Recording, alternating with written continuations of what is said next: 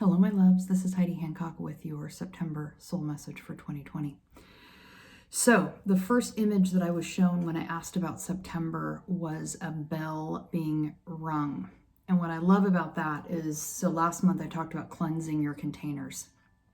And that imagery that we've been using or working with all month has been the sense of a cooking pot.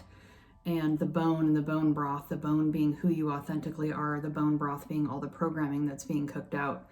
And I said a week or so ago that we had a little glimmer of noticing that perhaps the pot that we're cooking in isn't an old dusty kitchen pot. Perhaps it's a beautiful Tibetan singing bowl. And so what I love about being given this image of the ringing bell is just that. We have worked on cleansing the containers. I think that's going to happen through the end of the month. Through the end of the year, honestly, because it's a slow boil now. We've moved through the high boil. We're now at a simmer. And with Mars retrograde for the rest of the year, that is the review of all of the masculine energy. We've already gone through the Venus retrograde over the summer. That was the review of all the feminine energy. And now we have the review of the masculine energy for even longer. So certainly with the feminine energy has been underused, underseen, undervalued, and dishonored.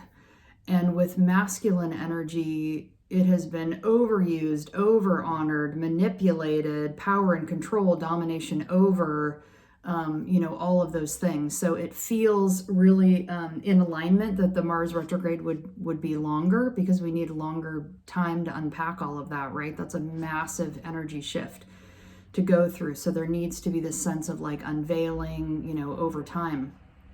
But it also means that we have to come into right alignment with divine masculine energy. So yes, masculine energy has run amok, but it's also been misused. So we have to have this time to pull out what didn't work and to be able to honor what did. It's the same pulling apart that we did and are still doing in the cooking of the pot with the bone and the bone marrow, figuring out, okay, what do we want to take with us and what is going to be let go of? So we are recognizing ourselves now as beautiful instruments. And what I love about this, I had a dream years ago, and I was shown that we are all like our own individual, singing instruments. We're all our own individual bowls, sizes, shapes. We have different tools. We have different unique qualities. We have different gifts. We have different healing powers. And what we are here to do is to ring those bells, to harmonize with one another, and we have to do it in our own unique way with the bowl that we were given. So often every time I do individual healing sessions or readings, I have an invocation that I use, and part of that is let me be an instrument of your peace. Let me be an instrument of peace, because the work isn't me, the work happens through me. I'm an instrument. So that's what we're all kind of coming to discover. And so I want to give an example. If you want to read more, I wrote about it in the blog, but I'll just talk about it briefly here. So I left my corporate job 3 years ago. And when I did that, there was this whole identity crisis, right? Because for a couple of reasons. One, I was stepping off the hamster wheel of life, the busyness for busyness sake, the going, the doing, thinking that that's what your worthiness and value is attached to, right? Well, we're going through a bit of an identity crisis right now when we wake up and discover like, oh, hey, like this old me isn't here anymore. I talked about that in the weekly Oracle reading for the first week of September. Talked about it a couple other times about this idea of the old us is already dead, and we're carrying this corpse around and we're trying to use it and manipulate so that we can continue doing what we've been doing, but that old us is dead. So anyways, bit of an identity crisis when I stepped off the hamster wheel, right? Because that's the identity that, we've been shown to have. The other reason is because I slowed down enough to have all of the emotions that were unfelt from all the busyness. When you're so busy, you can't feel all your feelings of what's underneath there. So some of that might be coming up for people. And then the other thing that didn't occur to me, although maybe it should have, is that in order to be an entrepreneur and do your own job, you have to be seen in a different way. You have to out yourself.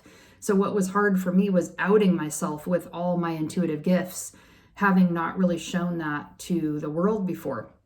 So that's the place that we're in. We're in this kind of bravery dance around, are we going to ring our bell? Are we going to, chime our chime? Are we going to sing our unique song? Or are we going to stay being a puppet and trying to cruise around with this old dead corpse wearing a mask, pretending to be someone else? It's not going to work anymore. It's going to feel a lot less nourishing because we're projecting an image outward of ourselves that isn't who we are. So we can never really get nourished, with that sense. And then there's also this sense of, if you decide to stay with the corpse, if you decide to stay with the old you, it's almost like you're in the passenger seat of your own life and someone else is driving the car. So you have less control about the direction and where you're going because you aren't really sitting in the driver's seat making those conscious choices. So what we're being asked to do is to take off the costume. We're being asked to take off the mask. The old us is already dead, so half of the work has already been done for us. But what we're being called to do now is to claim our authentic self, to ring our bell.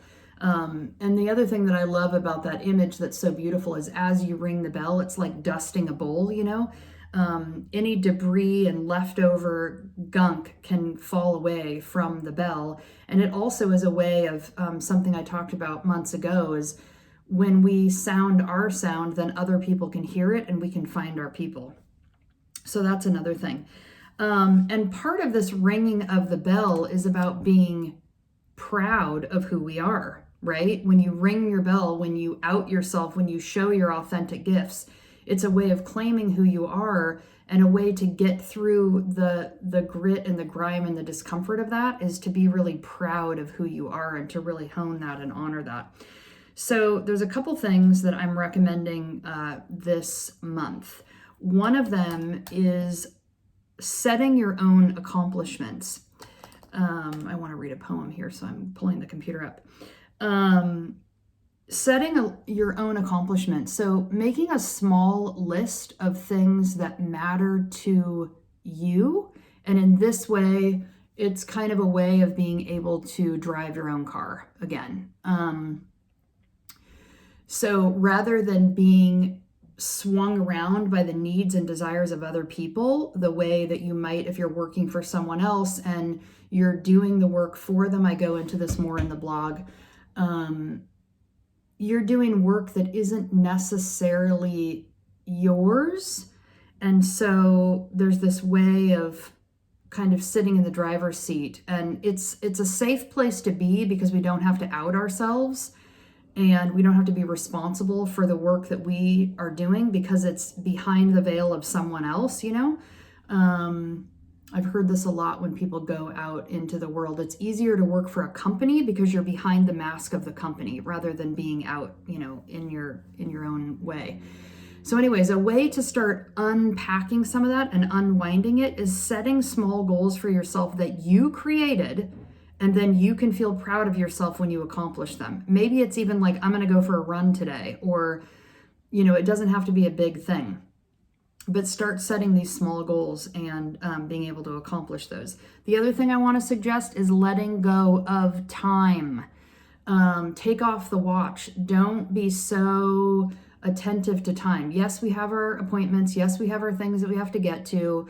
But as much as you can, let go of time. At least on the weekends, let yourself sleep until you naturally wake up. Go to bed when you're tired. Eat when you're hungry. This way you can start coming into the natural rhythm of your own body instead of feeling like, oh, it's breakfast, I'm supposed to eat. It's lunch, I'm supposed to eat. It's dinner, I'm supposed to eat. Maybe you're not hungry. And then the last one is listening to your body. So again, you know, the time thing and the natural rhythm kind of leads into that. What does your body need? And I think it's Mary Oliver's poem. I think it's Wild Geese, where she talks about letting the soft animal of your body love what it loves. That is so beautiful and exactly where we're going.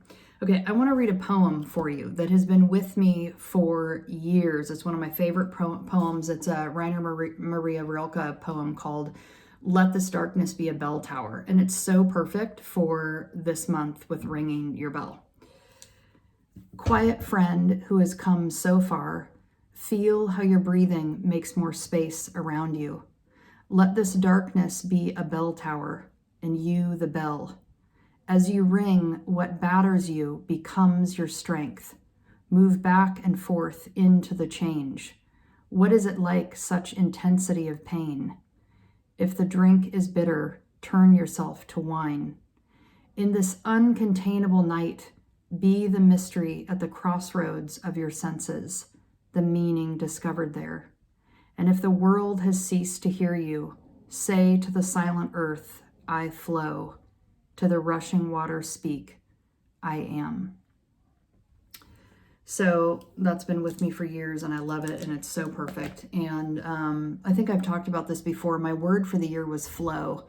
And part of it is because I wanted to learn to be in flow and just let the natural rhythm of things move through me and happen through me. But also because I discovered that the word flow is wolf backwards.